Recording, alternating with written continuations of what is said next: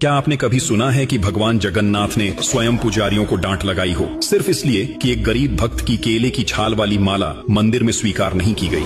कहते हैं कि रघुदास पुरी के एक महान भक्ति योगी थे जो भगवान राम के परम भक्त थे। उनका आश्रय जगन्नाथ मंदिर के सिंहद्वार के पास एक बड़े छत्र के नीचे था। एक दिन उन्होंने मंदिर में प्रवेश किया और देखा कि भगवान जगन्नाथ के सामने राम, लक्ष्मण और सीता का दिव्य दर्शन हो रहा है। यह दृश्य देखकर रघुदास को यह विश्वास हो गया कि जगन्नाथ और रामचंद्र एक ही देवता हैं और उनकी भक्ति का स्वभाव सखा प्रेम में बदल गया। एक दिन रघुदास ने अत्यंत प्रेम से भगवान के लिए एक सुंदर माला तैयार की। माला तो उन्होंने फूलों से बनाई थी, लेकिन डोरी न मिलने के कारण उन्होंने केले के पेड़ की छाल को धागे की तरह इस्तेमाल किया। भक्ति उनकी सच्ची थी, परंतु मंदिर के नियम कठोर थे।